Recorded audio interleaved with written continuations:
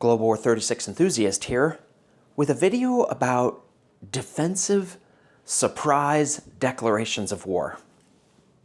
Global War 36 is such a fantastic game, partly because of the three-sided nature of the conflict and partly because the countries start off at peace. So you never know when you might go to war with another major power. That creates a lot of tension and great strategic consideration. My friend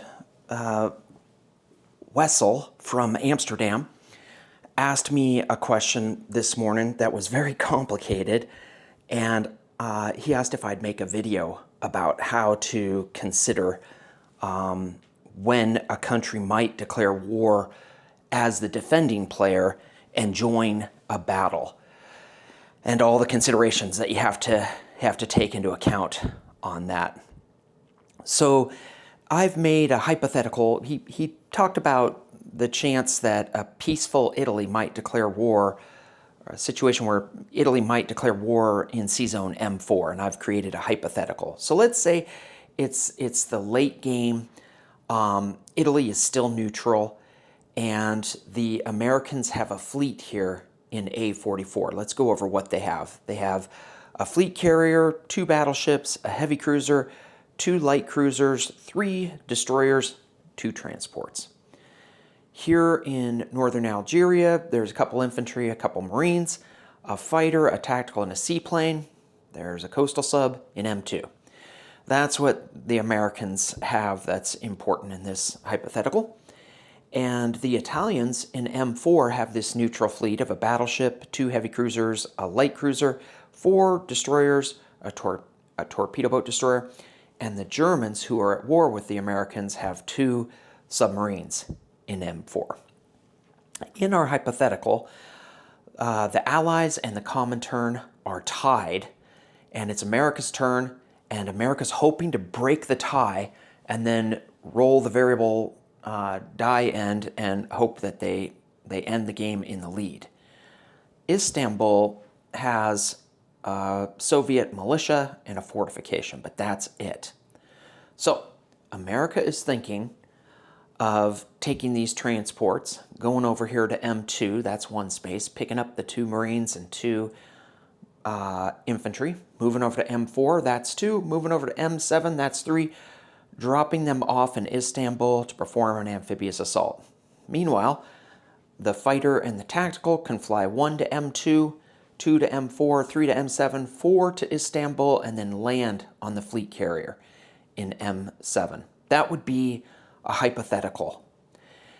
But they've got the Italians here, and the Italians could declare war as they move through M4. There's no other path for those transports to be able to make it to M7 in 3 spaces. If they go up to M3, to M6, to M7, that would be a move of 4. So they can't make it. They've got to go through M4. All right. So let's just hypothetically, let's remove these Italians up to M6 and look at how America would handle this situation. America has this seaplane in northern Algeria. It could fly out to C-zone M4, go on map, engage the German submarines as a screening force, and then this naval force could move through. They couldn't be stopped by the German submarines because they've been engaged by that seaplane on map. So the seaplane is definitely going to win. They'll get 1 shot at the subs, and after 1 round of combat, defending subs must submerge. So those subs would be submerged after 1 round of combat, and then the the continuing force of the whole American Navy could move in here and conduct the amphibious assault on Istanbul. Easy, if the Italian fleet isn't here. But this is why Wessel. This is why Wessel was asking me this question, because the Italians are there. Remember 9.1, that when there's a neutral major power, you have to perform combat movement because that neutral major power could declare war on you. If the Americans do what we just talked about, where they send this seaplane over to the subs and engage the subs as a screening force, and then they move this fleet in here, when they move in this situation, the Americans can't choose to declare war on Italy because Italy hasn't done anything to give them cause to declare war. But that's normally what would happen. The attacking player would move into the neutral player's sea zone, and the attacking player would decide, do I want to declare war? America can't in this situation. And then after the attacking player decides if they want to declare war, then they have to ask the defending player, now that I've entered your sea zone, if the task force moves in here, the American task force, the American player would say, I'm not declaring war on you. Do you want to declare war on me? And if that happens, then there will be combat with all those units in the combat phase. So that's the conundrum for the Americans, is the Italians could declare war on them. So if they moved in with everything, they can't say, I'm moving in with this force as a screening force, and I'm moving in with this force as a continuing force, because the Italians get to declare war on units as they enter. So instead of moving this whole, well, first of all, we don't want to have the seaplane come out and go on map, because then the Italians, this map fight would occur during the combat phase, and the Italians could declare war during the combat phase. This is a really neat, mechanic. It's a great mechanic where if you're in the same alliance as the defending units being attacked, you can declare war. So the Italians could declare war during the combat phase and join those subs and wipe out that seaplane and basically pin the American continuing force if they do this seaplane on map idea. So the Americans do not want to fly a seaplane out and go on map because of the fear the Italians will declare war during the combat phase. So instead, America is going to take one transport here, go over to Sea Zone M2, pick up one infantry and one marine from this sea zone, and then it needs to have some other units in case the Germans declare war, or I'm sorry, in case the Germans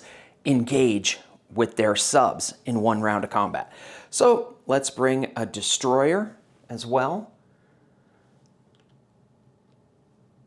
And let's bring, why not? Let's bring the two light cruisers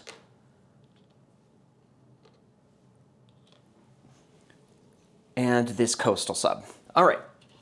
So this little mini task force, it's got an infantry and a marine. They all move into M4 here. All right. Now, the Americans have to offer to the Italians, do you want to declare war on this group? The Italians can declare war, and if they do, then there's going to be a battle between the two German submarines and all the Italian ships and an unknown number of Americans. We'll talk about that in a second. But the Italians are in a difficult situation here.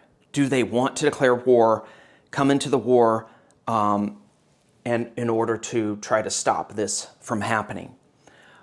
Let's say that the Italians do. This doesn't commit only these ships to being in the fight, but it does commit those ships plus however much America brings. Okay, so during the combat movement phase, the Italians decide, we're going to declare war on America. All those ships are stopped. This transport is not going to make it to M7 because it's going to be in this battle, and there's nothing that the Americans can do about it. That's the surprise defensive declaration of war advantage. So that American transport can't keep going. But the Americans now can decide what they want to do with these other ships. Do they want to bring these other ships to the battle? Do they want to bring this seaplane to the battle? Do they want to bring the fighter and tactical to the battle? This declaration of war was made during the combat movement phase. So it's right in the middle of America's combat movement phase, and they can move more units to help out in this battle. And now that they're at war, now they can say, okay, this second naval transport, that is going to be part of the continuing force. Okay, this transport got surprised, so there's nothing he can do. He can't get out of that battle because they pounced on him. Okay, so the Americans decide we're going to bring a continuing force. This carrier and this naval transport will be in the continuing force, and all these ships will join in the battle with the Italians. So let's bring over these units over to M4.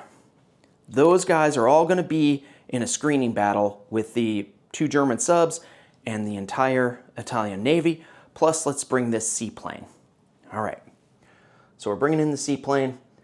This is what the battle is going to look like. These ships will be the screening force, and then these 2 ships with a marine and infantry will be in the continuing force. This fighter and tactical, they're going to fly to Istanbul. And the idea is that the carrier is going to be in the continuing force, move into M7, and they will land on the carrier. But it could be an absolute fiasco here because the Americans might lose this battle, but it's the end of the game. They're going to go all in. All right, so let's look at let's just count out pips and look at how this battle would be. The Americans have 2 battleships. That's 16. Heavy cruiser, that's 6. That's 22. 3 destroyers. That's 12. So that's 34. 2 light cruisers, that's 44, a seaplane, that's 47, and a coastal sub, that's 49 pips. And then they've got 1, 2, 3, 4, 5, 6, 7, 8, plus 4. So they've got 12 hit points that they can absorb. There's 2 German subs, that's 6. Italian torpedo boat destroyer, that brings us up to 8. 4 destroyers for 16, that's 24. A light cruiser for 5, that's 29. 2 heavy cruisers for 12, that's 41. And a battleship for 8, that's 49. So 49 pips, and then how many hit points? Got 2 for the battleship, 2 more for the heavy cruisers, that's 4. Light cruiser is 5. 4 destroyers is 9. Torpedo boat destroyer is 10. 2 subs, 11, 12. So we've got 49 pips to 49 pips, 12 hit points each. It's going to be a really tight battle. Note that the subs, if they wanted to, if they get a target select, they could pick the naval transport with the infantry and marine. But given how tight the battle's going to be, it's exactly even in pips and hit points, the Germans might not elect to use a target selection on that transport. If the Americans succeed in that screening battle, then the carrier and the second naval transport in the continuing force, as long as that sea zone was cleared of Italians and Germans, they can move on. The odds are slightly in favor of the Americans here because after one round, those 2 German subs will submerge, but the Germans will probably, or the Axis will probably choose to sustain their first 2 hits on those subs. So the nice part is the Americans can absorb 2 hits on their battleships. The Italians only have 1 battleship, but it's a really tight battle either way. Anyway, if they went on, then they can drop off 1 infantry, 1 marine, and then they've got 1 fighter and 1 tactical. It's pretty likely they will win that battle. So hopefully that makes sense. I know that's a very complicated situation, but when you enter a C zone and there's a neutral major power, you decide if you're going to declare war, and then you have to offer if they want to declare war. If there's already a battle in that C zone or land zone, like if this had been a seaplane on map, you don't want it to be on map in this particular situation. Oh no, you could. One thing is, if the Italians declared war, this seaplane could then fly out on map so that it has a chance to hit a sub, and you could pair it with a destroyer to increase the chances of hitting the subs. So that's something to take in mind. Anyway, hopefully that's clear. If not, please ask me questions. I'll be happy to do a follow-up video or answer your questions in the comments below.